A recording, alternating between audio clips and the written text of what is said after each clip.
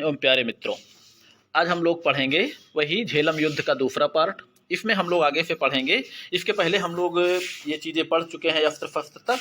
आज हम लोग पढ़ेंगे सिकंदर की युद्ध कला कैसी होती थी, अर्थात यूनानी सेना की युद्ध कला किस प्रकार होती थी। वही यूनानी सेना जो विश्व विजय के लिए निकली थी, जिसके बारे में हम लोग अभी देखे हैं कि फ्लैंक्स के जो सैनिक होते थे। देखिए, इसमें जो फ्लैंक्स होती थी, फ्लैंक्स जो है जैसे कि हमने बताया है, अभी हम सामरिक रचना बाद में उसके बाद समझेंगे एक बार। बाकी जो फ्लैंक्स जो होते थे, इसमें केवल आगे का सैनिक ही युद्ध करता था, बाकी शेष सेना खड़ी रहती थी। ठीक, घुड़सवार सेना का जो कार्य होता था, ये बाजुओं से होने वाले आक्रमणों से फ्लैंक्स की रक्षा करते थे एवं जरूरत पड़ने पर ये आक्रमण भी करते थे तथा उसके पीछे खड़े हुए भाला और गोफनधारी सैनिक अपनी युद्धरत सेना के ऊपर से शत्रु पर भाला एवं पत्थर फेंकते थे।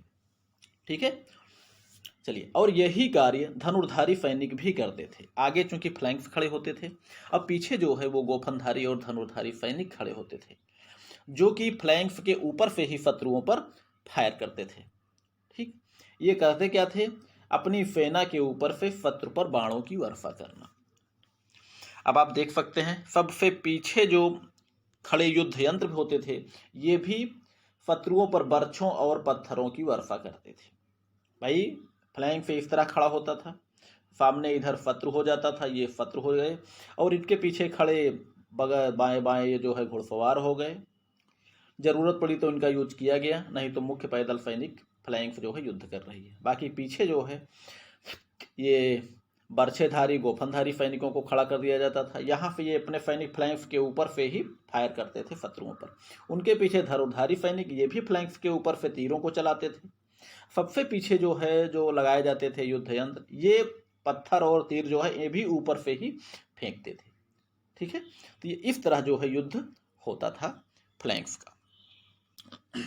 और इसमें जैसे हमने आपको बता दिया कि केवल आगे का सैनिक युद्ध करता था, बाकी जो है शेष पीछे जो है सेना खड़ी रहती थी। अभी हम सामरिक संरचना आपको फ्लैंक्स का अलग से समझाएंगे, तो उसमें आपको हम क्लियर कर देंगे। ठीक,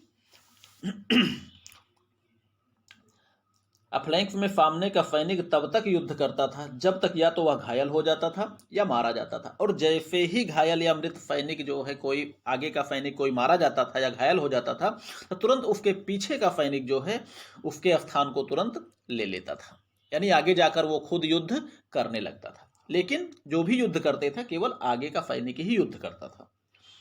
ठीक, और युद्ध के समय सैनिकों के बीच की दूरी घटती बढ़ती रहती है, जबकि उनके बीच की सामान्य दूरी होती थी 6 फीट।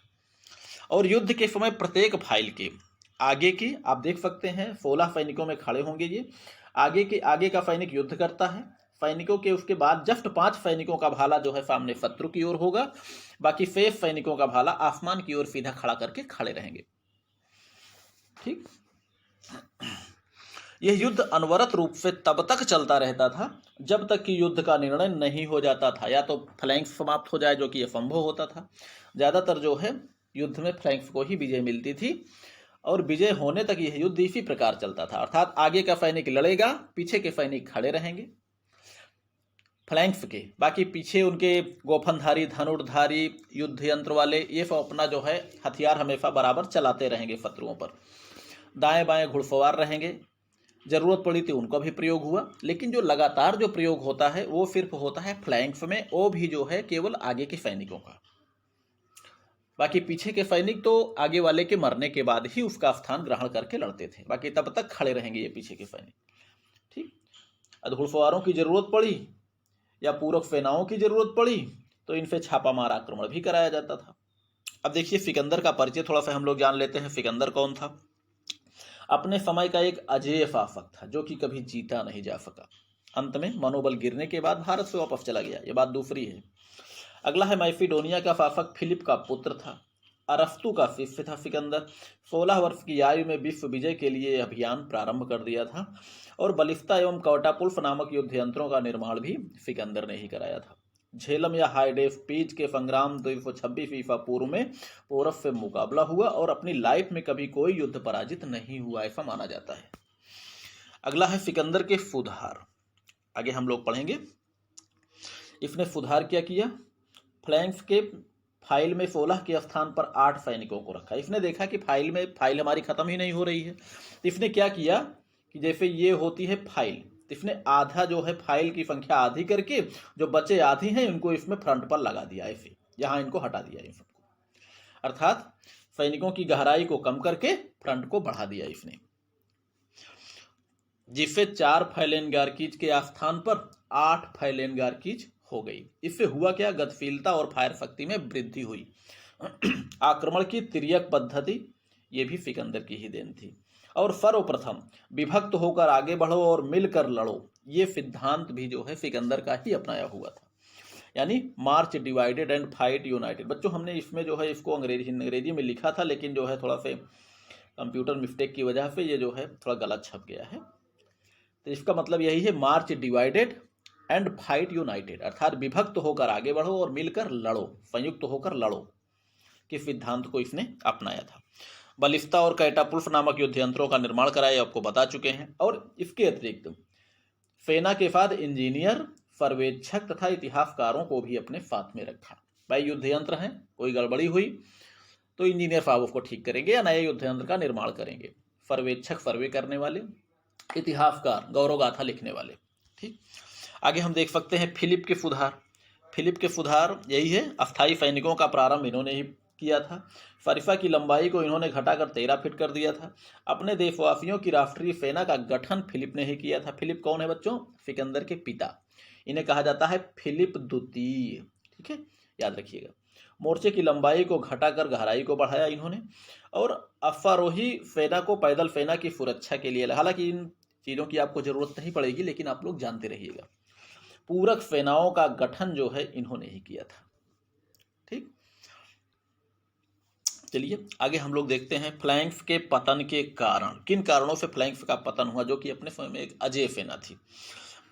देखिए, सिकंदर के उत्तराधिकारी जो थे बदलती परिस्थितियों के अनुरूप परिवर्तन नहीं कर पाए। ये बात सही है कि परिवर्तन ही प्रकृति का नियम है। आज जो अजेय है कल वही पराजित भी हो सकता है, क्योंकि उसका काट जो है खोजने लगते हैं। भाई कोई भी नया चीज निर्मित होता है तो तुरंत उसका काट खोजा जाता है। इसी प्रकार युद्ध के क्षेत्र में या सैन्य जगत में कोई नया हथियार बनता है तो तुरंत जो है उस हथियार का विकल्प भी चुनने का प्रयास किया जाता है।